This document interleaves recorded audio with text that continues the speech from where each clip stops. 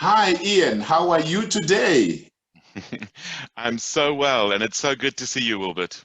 Good to see you on the show. It's so amazing. Thank you so much for accepting to come for this interview. It's a pleasure to be here, and it was an easy decision because I'm enjoying working with you a lot. Beautiful stuff. Thank you so much, Ian. Morpheus Genius. I just love it when I see Morpheus Genius. Am I also permitted to congratulate you for being the president of Professional Speakers Association virtual chapter? Thank you very much. Somebody was calling me the president the other day, and I'm not sure I'm comfortable yet with the title. And then somebody was joking, and they called me Mr. President, and All I right. I, I thought that's actually okay. You will get used to it. Awesome Well, stuff. my goal there is to build a great team so that I don't have to do everything. Yeah, definitely. That's good leadership right there. So, Ian, you have done a lot of work with business leaders. You have done a lot of work with entrepreneurs. And my passion is to inspire and equip business leaders so that they can be more effective and efficient. As we do that, then it means we are encouraging businesses and entrepreneurs to create more jobs, to eradicate poverty, and so on and so on, and even boosting the economic development of the nations. So that's the reason why I brought you on the show. Now, somebody who is watching might want to know, so who is Ian? Okay. Well, I mean, I can tell the story from many perspectives, but let me start with I was born in Durban, South Africa. Right. But when I was 5 years old, my father was sent on an assignment to the Netherlands, to Okay. Holland. And I actually started my schooling in Holland in Dutch. So I was given 3 months to learn the language. I was sent to what they call a kleuterschool, a preschool, and I started my schooling in Dutch back in the late 1960s. And so it was an incredible eye-opener to come from conservative apartheid South Africa in the late 1960s, where everything was quite militaristic, short hair, and everything very militaristic, and suddenly be in the hippie era in Holland, where things are very liberal and interracial and free, and in some ways free in strange ways. In South Africa, if you ever got caught smoking, you would get beaten, whereas there, people were smoking on their way to school, you know. And I'll never forget a little incident where I was in grade 1, and we had the grade 3s and 4s went on an outing, and as a result, the grade 2 teachers weren't available, so the grade 2 pupils were sent home. And we were grade 1, we were not sent home. So we protested. It was my first ever protest, um, and we were walking around the courtyard going, "Wij willen vrij, wij willen vrij." We want to be free, we want to be free. And here's the crazy thing: 6 years old, and they sent us all home. We won our protest. Now, that would never have happened in South Africa. I mean, firstly, a white person would never have protested, except maybe a university student, and then they would get beaten by the police. And it was before we had much of the way of protest, even in South Africa. And it opened my eyes to the world. I mean, I'm still not really that much of an activist in that sense. I'm an activist in other ways, but it really opened my eyes to the world. And so I'm immensely grateful for that exposure that my parents gave me there. So fast forward, I completed my schooling in what is now Gauteng, more the Pretoria or South Pretoria area. And I then joined the corporate world in IT. Okay, I did do a 1-year sort of mission thing around the country, working with the youth of the country in a multiracial team.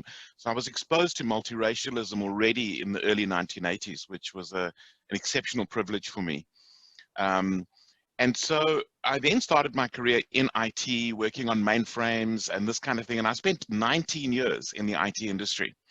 working for the biggest mainframe supplier in South Africa, and eventually working for Microsoft. And discovered some interesting things about myself in the process. And one of them was I was probably a better leader than a manager. So I was never that good. In fact, my biggest failures as in those years was failures when I was relying on my positional power. I was relying on the fact that I'm the boss. Every big failure came in those seasons of my life. But there were other seasons of my career where I was called to influence, and many cases influence people who didn't report to me. In fact, at Microsoft, I did what is probably still to this day the biggest product launch they've ever done. And we mobilized every single staff member of Microsoft and our partners for that launch. And so it was a countrywide launch and all of this sort of thing. And I was the leader of that. But there was nobody who reported to me in doing that. Everything was based on team and based on influence. And there are other examples where I had success that way. So many failures where I tried to be, use my power, and many successes when I used my influence. And so that's a big clue for me about how I view leadership. So I left Microsoft in 2002 with this passion to switch from technology-based influence to influence that was about leadership and people potential. That was really my big passion. Completed a master's degree in organizational leadership through an American university.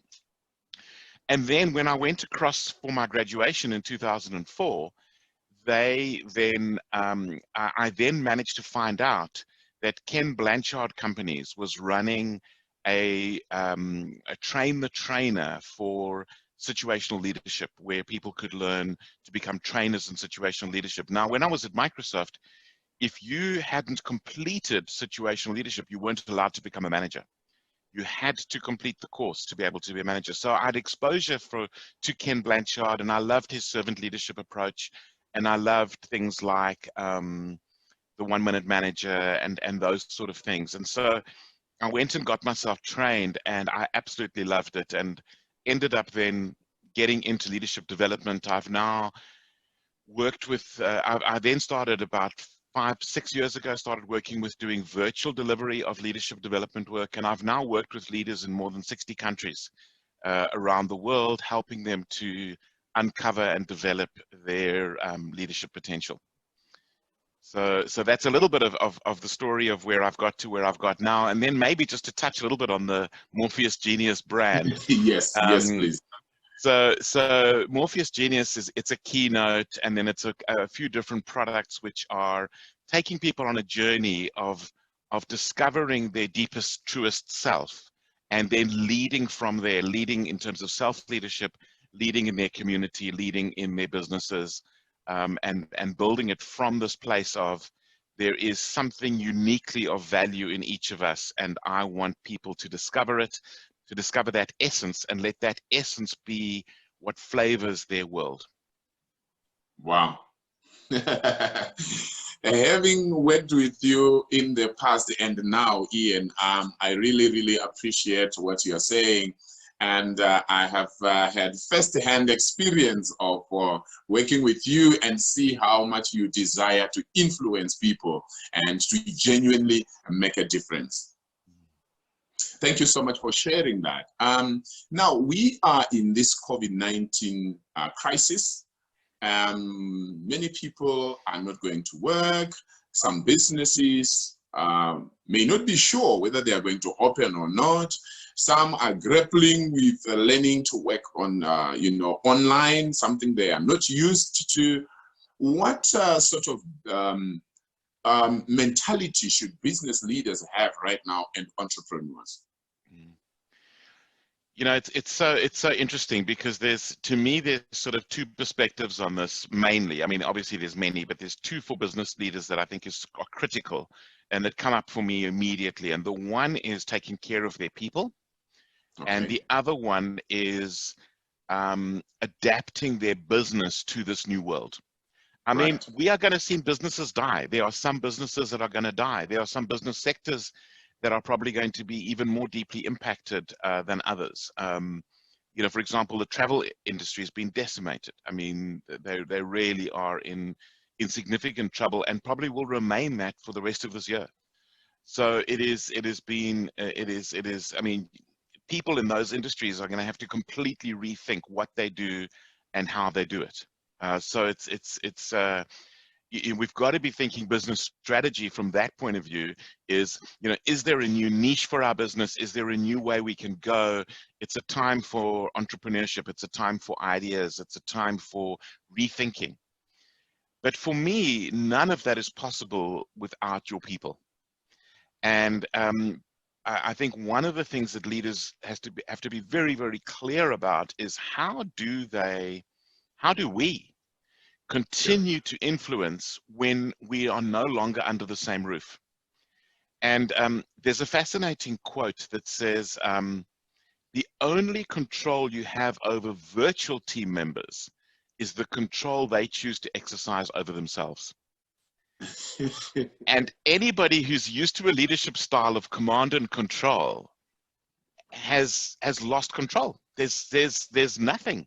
And so there's adapting to this new world. But it's very interesting because we needed the adaptation anyway, because the newer generations that are coming through, the so-called Generation Y or Millennial, the so-called Generation Z, they don't respond to command and control. You can forget it. If that's your style, you're not going to get out of them the productivity and the contribution that they are actually capable of doing. And they have incredible capabilities that they could bring. And so maybe this is an accelerant of becoming better leaders anyway, that are not relying on positional power, but actually relying on building connection and influence. And one of the big dangers is now that our people are at home and no longer in the office with us or something like that, is disconnection. If they get disconnected, they'll get demotivated, they'll get distracted. And so we need connection. We need connection to build trust. We often forget that connection is a core component of trust. So, you know, we often think of trust as only integrity. Well, it's a lot more than that. If you think right now, just for a moment, think of this for a moment, Wilbert. Who is the person in the world that you trust the most? I guarantee you, it's not the person necessarily who has the most rigid ethics. It's probably the person that you have the deepest connection with. Definitely. And so, you know, if we want to build trust, I mean, I heard a story the other day, which it still horrifies me, of a company in America where the CEO and owner of the company, and it's a medium-sized company, the CEO sent them a message, all the staff members, that said, we are launching an app tomorrow. You have to install this app on your phone, and this app is going to monitor your working every day and every night. It's going to monitor what you do. It's going to link into your computer, and it's going to put onto a central server exactly how many hours you were doing work per day versus everybody else. And I'm horrified, because if that is your approach, what you're effectively saying is there is zero trust. I don't trust you. I will not trust you. I'm not connected with you. And I'm going to measure inputs, not outputs. So I don't care, in a way, how productive you are, as long as I can see that you were actually busy. So I don't care if you deliver anything. So I'm measuring inputs, not outputs. And to me, great leadership is about delivering results. It's not about monitoring minutes. And so, you know, to me, that's somebody who realized they're losing control, and they now want to find a digital way of command and control. And quite apart from the fact that it's probably 100% illegal, you know, to be doing that. But to me, the deeper issue is that is a failure of leadership. Somebody who has to do that is not a leader. Yeah, he's not. That's very, very powerful, Ian. Because that's a transactional leader right there. That's more of a manager. They love control. You were talking about how do you continue influencing now that you are not under the same roof? And it got me thinking that if you truly care about people, by now you already understand your team members. You know who, who responds in which way. Like, for instance, working with my team, there are people, you send an email, like you send an email to all the team members. There are some team members that never look at the email. So when we are under the same roof, I can go to their desk and do a bit of chit chats for a minute or two. Then I say to them, oh, there is an email that I dropped you. I don't know whether you saw it. But obviously, the person didn't see the email. But this person is a team member and things have to happen. I don't have to be pushing them around. Now the question is, now that we are not under the same roof, what do? You have sent an email or you have communicated via a focal point online, and the person has not sent in what you are expecting. I can pick the phone. Hello, are you well? I hope you are doing well with your family. Oh, okay. I just wanted us to talk about A, B, C, D. I still get the results. I still get the work done, but I'm not pushing in my own way to say, I sent an email. Why didn't you respond? I sent information via this focal point. Who do you think you are? Do you still want your job? You're absolutely right, Wilbert. And when I look at it, you know, we call it the difference between checking in and checking up. When you're checking up, you're going, you know, what's the status of this? And have you responded to this email? And or why haven't you responded to this email? And it almost sounds like an accusation. In fact, even the why question can put people on the back foot, because now I have to explain myself, you know. Whereas what you want is people moving forward, not going back.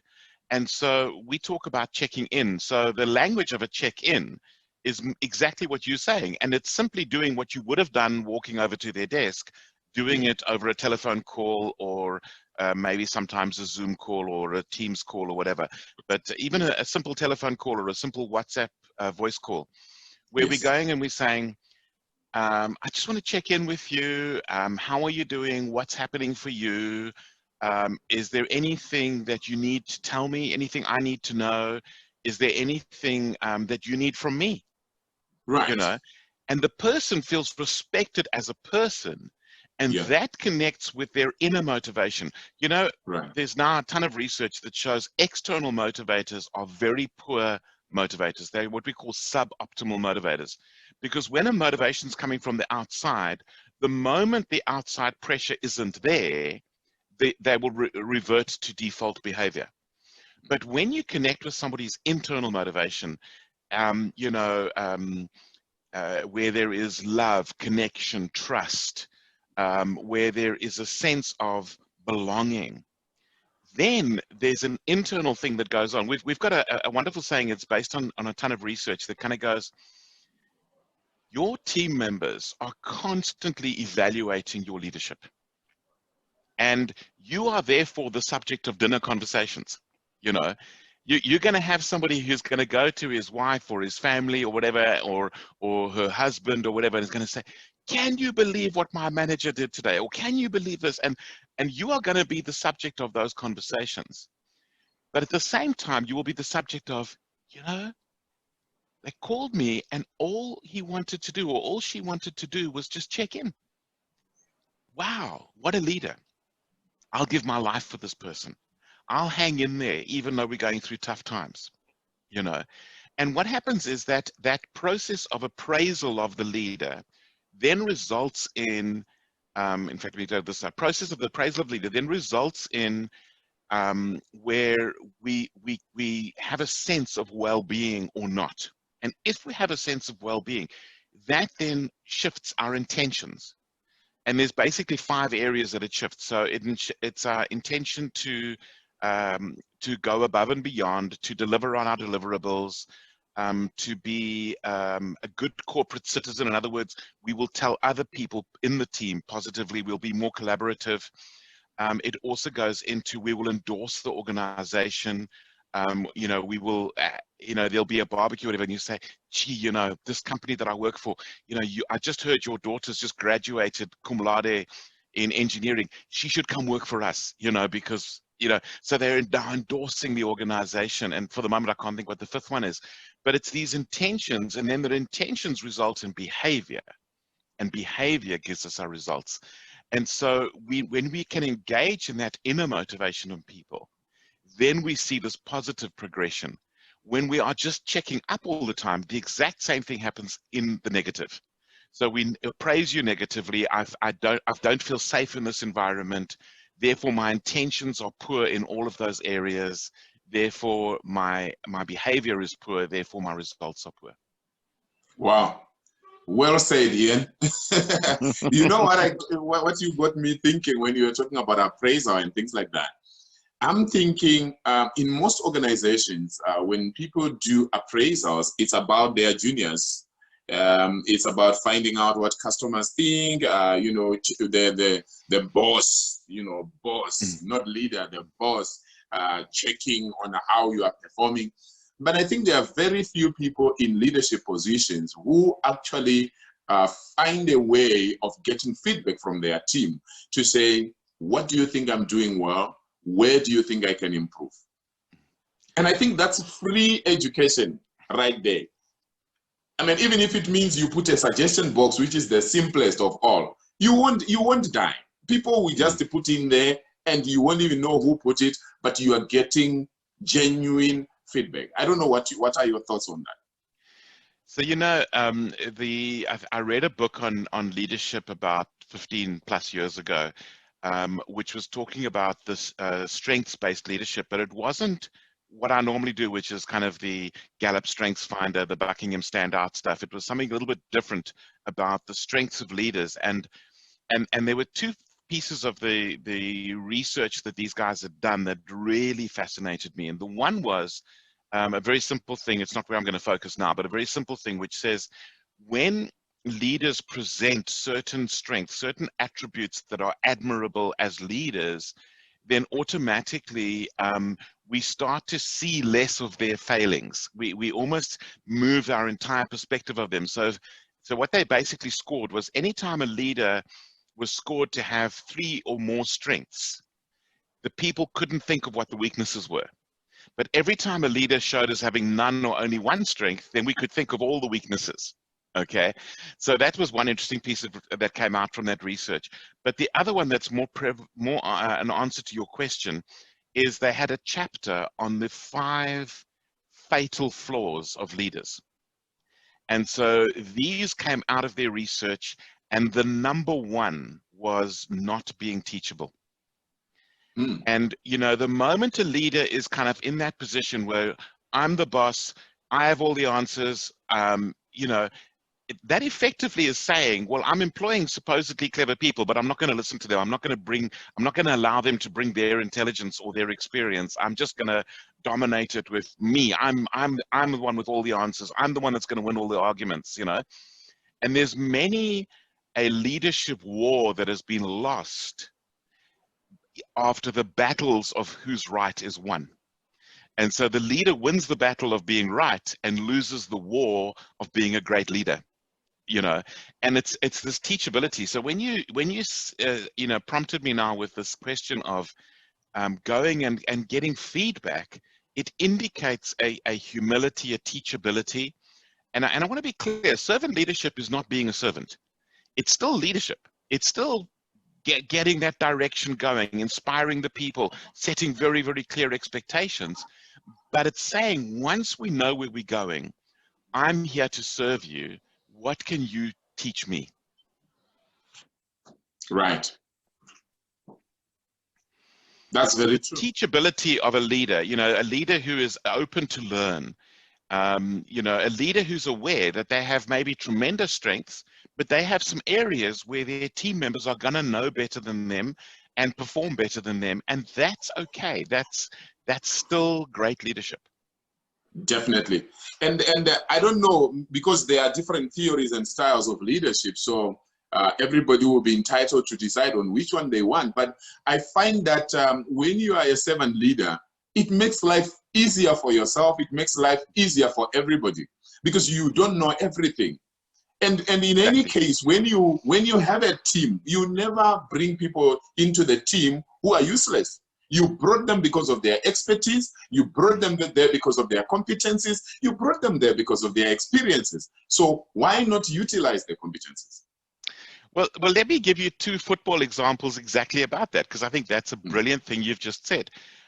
If you think of a football or soccer example, imagine if every time you pass the ball, you have to pass to the captain. And then the captain passes to somebody, then back to the captain, then the captain to somebody, and then back to the captain. And no player is allowed to pass the ball to each other. I mean, that soccer team can't win anything. They are doomed for failure. It's not actually a team. Exactly, exactly. Yeah. But now imagine that you're very, very aware of the need for the collaboration and the strengths of every team player. So you want the fullness of, you know, your goalie to do everything that he needs to do. Your various defenders, you want them to operate as a unit and to be able to have strengths and operate together. The midfielders, the strikers, you know, you want the fullness of everybody, and you almost want the fact that the captain is the captain to almost disappear. And you want the team to be a team. And to me, that's what great leaders do, is they empower the team to be a team. And they build on the strengths of and the contributions of every single team member, rather than just trying to control everything.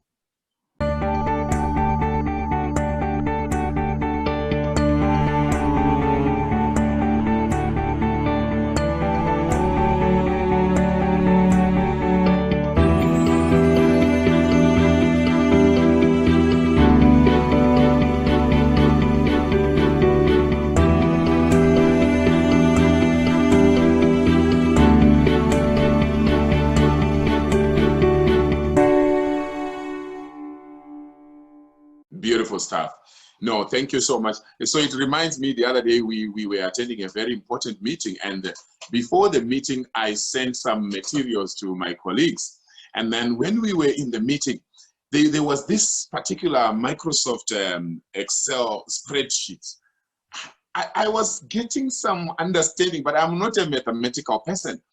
Then immediately I said to myself, why should I bother myself trying to explain this Excel sheet? So I just threw it on the team. I said, do we have anybody who is very good at finances here? And the guy who is an expert in finance, he just laughed. He said, Doc. Then he took over and he started explaining. And, you know, after some time, he says, okay, Doc, you can continue. I'm continuing, and everybody is enjoying and everybody is understanding because the expert was speaking. I don't have to be pretending like I know everything. So I think when leaders decide to allow their team members to shine in their expertise, life actually becomes easier. You are so right. And let me tell you, Wilbert, it's exaggerated when your team is virtual. Yeah. So we've got a saying in virtual leadership and virtual teaming, and that is that technology is an amplifier. And so if you think, for example, imagine you've got a team meeting like in a boardroom, okay? And you've got one person speaking more. It definitely works better when there's higher participation than just one person presenting. Well, in the virtual world, it's even worse, because in the virtual world, you know, if you're not getting interaction every 4 or 5 minutes, then people are actually on their phones doing WhatsApp or email or something like that. You've lost them. You've lost them. So you want lots of interaction. And so you never want to have one person speak through the whole meeting. Guaranteed people's attention is going to be elsewhere.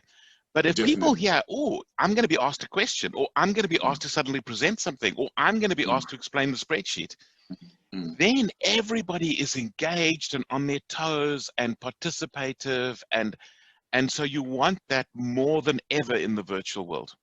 Yes, that's you have said it so well, because even when it is face to face, you need that. Now when it's virtual, because when it's face to face, you realize that if you are somebody who is always commanding people, people bring their bodies to the meeting, but their souls are not there. Now virtual, even their bodies might be absent, because they can remove the video and they have the audio, so they are not even there completely. Yeah. So interaction is very important. Anyway, there's a saying on that says, attendance is nothing, participation is everything. Right. Attendance is nothing. Oh, you've got I like that. Okay. All right, so beautiful.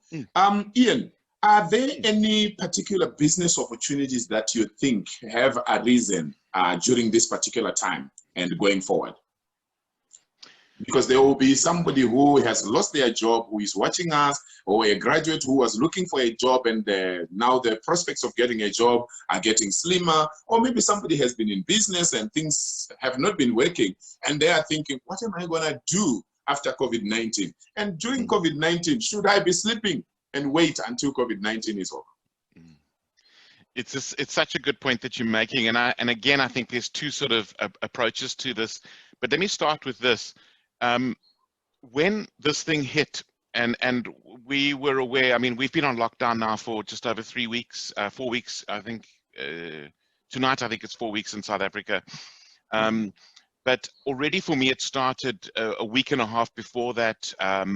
I was due to be going the last part of March to Nigeria, and then on after that to Kenya and Congo and Mauritius to do leadership training face-to-face for one of my clients. And all of that got cancelled. And this was about 6 weeks ago now. All of that got cancelled, every single one of those. And so basically I went from all of my income for the next 4 months was just disappeared. There was nothing, just overnight. And I do a lot of virtual work, but it just so happens that all of the work for that period was not virtual. It was face-to-face. Yeah. And I started to get quite depressed about it. And then I read a beautiful quote, which goes something along the lines of don't waste a major crisis. And that was a really interesting, because it gives you the opportunity to do things that you couldn't do before, or you thought you couldn't do. And I kind of sat on this and I pondered and I was meditating and stuff. And the next morning I woke up and I just had this idea that actually I'm an expert on virtual leadership. There's going to be companies out there that are suddenly going virtual and they don't know how to do that. They may be great leaders in the office, but they don't know how to switch that to being virtual leaders. And so I approached a friend of mine, and next thing I was running a 4-week project of training up all of their leaders to become virtual leaders. And it was a brilliant opportunity. That's beautiful. And it was a great opportunity. So I just added it to this brand. I suddenly had Morpheus Genius leading virtually as a product. And wow. and we were able to do that. And I created that product in about 4 days. Wow. And when I say created it, I mean, I had 50-something new slides, each with their own new unique graphics. You know, this was the whole thing. It was a one-morning training for each group of leaders. Wow. And so it was an incredible opportunity. And it's amazing how entrepreneurial you can be when I said to one of my friends, I feel like I'm an entrepreneur for the first time in my life, because suddenly I went from selling something that I hadn't created yet to delivering the first part of it 5 days later, you know. Wow. And then delivering the rest of the product over the next few weeks. And I think it's an incredible thing to just be able to go back and say, so what can I do? But of course, many people out there, as you say, have actually lost their jobs. They don't have something new. They maybe don't have the skills. And so I think that this is a time for self-investment as well. So yes, it's a time to be entrepreneurial. And if you can think of ideas and start thinking through, what will this new world need when we come out of lockdown? And we will come out of lockdown, but the world that's going to be there when we come out of lockdown is going to be very different for many of us from the old world. Some it'll go back to whatever it has been, you know, banking or whatever, probably will continue very much the way it has. But so many industries will either be disappearing and new industries coming up, or they'll be shifting, that the focus of that business needs to change. You know, maybe this was my big money spin and maybe now it needs to be this, but it's still in the same sort of field. You know, it could be something like that. So, you know, so for example, somebody who's used to selling, you know, maybe laptops or something like that, maybe the opportunity now is headsets and webcams and lighting and, you know, these sort of things, because that's the new world. And a lot of that's not going to change back after COVID-19. We're going to have learned new skills, and we're going to still have more of a virtual world than I think we've ever had before. So there's that, but there's also something else, which is the self-investment. So if there's no immediate business opportunity, there is a time opportunity. And again, I think there's probably two parts to the self-investment. There is the part which is the obvious one, which is upskilling. You know, where can I gain skills? There's so many things that you can do, where you can watch YouTube videos or you know, do online courses, but gaining yourself, upskilling, so that this is an opportunity for you to grow and increase your capability of what you could bring to the world after COVID-19. And so I think it's an incredible opportunity. But to me, there's a second part to this self-investment, and that is investment in discovery of self. Right. One of the things, and you'll know this a little bit about me, that I'm really passionate about is something called conscious leadership. Okay. And Forbes magazine describes a conscious leader as a leader who's been on a journey, been on the inner journey, has got to know themselves, has got to discover what the resources that are inside of them to bring to the world. You know, each of us is unique. Each one of us, I mean, the combinations of the wiring of the brain alone, and there's more to us than just our brains, are so unique that there is no one person who is the same as any other person who's ever lived or ever will live. Statistically, it's impossible. That's how unique our brain wiring is. Yes, we also have a lot in common, and I'm not minimizing that. But if you think about that, effectively that means every single person has something unique to offer the world that nobody else could offer.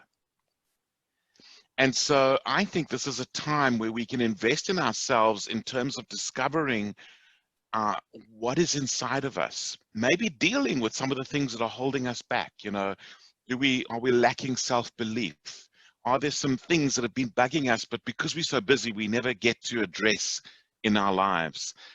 Maybe, you know, making peace with some of our weaknesses, maybe dealing with some of our woundings, maybe discovering some of our strengths, and learning to operate from who we really, really are, and no longer just programmed by what society tells us to be. And that is an incredible opportunity that we have right now. I've got people going through one of my programs. It's called Morpheus Genius Disruptive, and it's really funny having people who are being disrupted by COVID now being disrupted by Morpheus Genius Disruptive in their own personal lives. But already I'm getting feedback of people saying, but I'm emerging from this crisis, this global crisis, a new person, maybe myself for the first time ever in my life, being true to myself. That's so there's amazing. a big opportunity there. Very big opportunity, Ian. I really appreciate what you're saying, because you realize that you were talking about the opportunity in webcams, in lighting and things like that. You know, one of the things I realized when we started working from home was that I started to realize that if we are going to live in peace in the home, then we have to learn to put on what? Headsets. Right. Because this one is playing certain music, this one is reading, this one is doing. So we have to learn the same way that people do in an office. Now the home has been turned into an office. Everybody's doing their own thing, and we have to behave like we are in an office. And that's very interesting. It is. It's so interesting. Yeah, very interesting. Sure. So we are in interesting times, and like you are saying, we need to do self-development or personal development. Awesome stuff. What else do you have for us, Ian? I would like you to feel free to go ahead and share with us some of the information that you have for us. Well, I just think that, you know, even if you're not an entrepreneur, even if you're not a leader, if you're an employee and maybe you've lost your job or you're scared you're going to lose your job, it's okay to sit with some of those emotions for a while, but there's a point at which we need to kind of go and not be victims. I think in society in general, a lot of people are victims. Even leaders, I find, I train leaders, and I'm training senior leaders, and sometimes they keep saying, oh, but my staff member's this, oh, but my boss that. And they're all victims of the people that they report to and the people who report to them. And I'm kind of thinking, that's not leadership. You know, Nelson Mandela didn't sit and go, oh, well, it's the government. Until the government changes, I can do nothing. No, leaders step up and they say, I'm not a victim. There are things we can do. And, right. and at some point, we need to reach that place of saying, I am not a victim. COVID-19 is incredibly disruptive, but the world will go on. And what is the invitation in COVID-19? What's the opportunity in COVID-19? And the invitation, for me personally, has been to go and grow in areas that I have not previously been able to. There is in every crisis an opportunity and an invitation that otherwise would not be there. And that to me is what's so exciting about this time. And so, we don't know exactly what the world's going to look like afterwards. But what I can almost guarantee you is that the people who have a mindset of being a victim, and I'm not, and obviously there are people who are genuinely victims, so I don't have a problem with that. We have victims of crime and all sorts of things. I'm talking about the mindset of a victim versus the mindset of a self-leader. And in many cases, I'd even go as far as to say the opposite of leadership and self-leadership is the victim mindset. And this is an opportunity, and I believe everybody has leadership capability, and it starts with self-leadership. And right. I want to just quickly highlight something here, because I used to struggle with the concept of self-leadership, because I always felt like, but I'm not that disciplined, I'm not that sort of structured. And then I realized, no, but that's saying that leadership is control, and leadership is not control. Leadership is influence. So self-leadership is not self-control. Self-leadership is influence. It's kind of going, what can I do? What's available? What do I really, really want? And on that basis, finding out ways to get it. If you don't have the resources to spend all day online, is there a way you can get a book or borrow a book from a friend, or do something to invest in yourself? And that self-investment is what will build for the future. And it may be that future doesn't even require that skill, but simply because the mindset change has happened and you've grown. One of my favorite stories I ever heard about mentorship, and I still laugh about this story today, was there was a youngster, I think he was about 12 years old or 14 years old or something. And he would, it was in America, and on the summer holidays, he would go and spend the summer holidays on his grandfather's farm. And his grandfather one day said to him, I want you to go to the library in town, and I want you to take out a book, an engineering book on building bridges. How does one construct a bridge, like over a river or something like that? And so the guy thought, this is very strange, but he went and he read the book, and he still didn't understand what his grandfather was getting at. And he came back and he said to his grandfather, look, I did it. I read the book, but I don't know what the point is. I don't know the benefit. And his grandfather said, it's very simple. The benefit is you now know more about constructing a bridge than 99% of the people around you. Right. and that's the opportunity, is if we can expand ourselves in whatever way works for us, then we are set up for a different mindset. It doesn't matter if you never go and construct a bridge. The reality is you've expanded something, you've added to that natural wiring of strengths, you've added knowledge and skill that just expands your contribution that is possible from you. Amazing, amazing stuff. Talking of disruption, I think it was 15 minutes before we started the show, I called one of my mentees. He's a musician and he plays the keyboard. So I asked him, how are you? He says, I'm fine. I said, so how are you managing to do your work right now? He said, oh, no, I can't do much. I'm just seated in my house, this lockdown. I said, okay, fine. But then I started telling him what other musicians are doing, how they are doing online concerts, how you can actually have, some of your beats on YouTube and get views, and who knows, YouTube could pay you, or maybe some people can buy the beats from you, and there's quite a lot of things that could be done. Yeah, so I think it's just the willingness, to say, let me learn something. And if the person doesn't have, you know, doesn't go that approach of going online, because I think that's a brilliant approach, and I agree with you, it's one of the things that's opened up beautifully, is, you know, there's other things. I think that the whole thing is just expanding the thinking. So for example, could I be recording a whole lot of beats and backing tracks so that after COVID-19, I can launch as a much more professional musician, because I've now got these professionally recorded backing tracks that I've gone and recorded, so that when I'm now sitting on the street corner or singing in a restaurant or even further, a concert, I'm better equipped. And I think it's going through all of the possibilities, and maybe it's not just one, it might be many things that could be going on. Building collaborative relationships with other musicians. And you know, some of the ones I've seen that are so beautiful are these things where you have a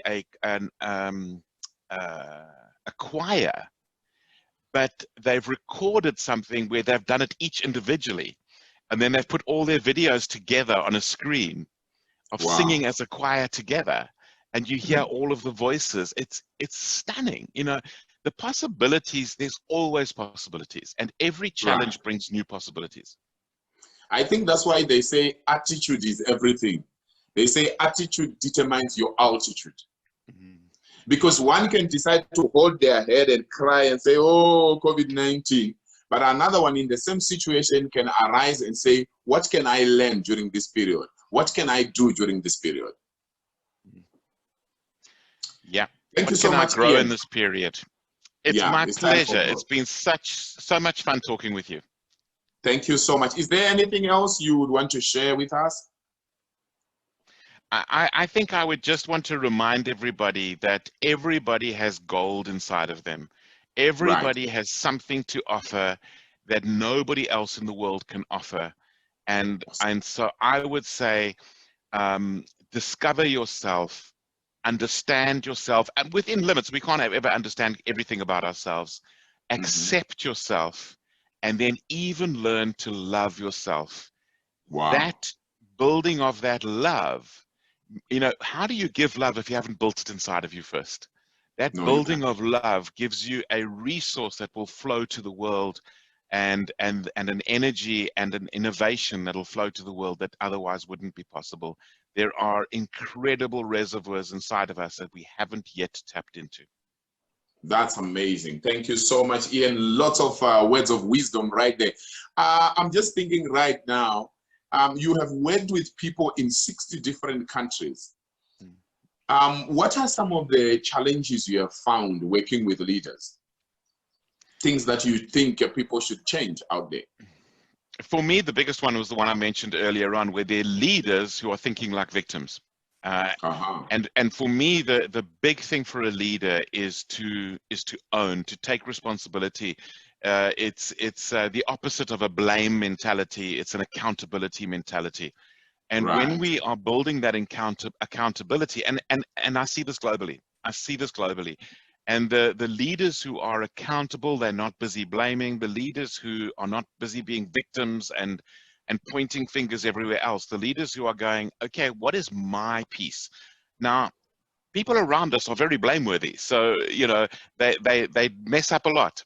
But the point is, I can't wait for them to change for me to be what I can be.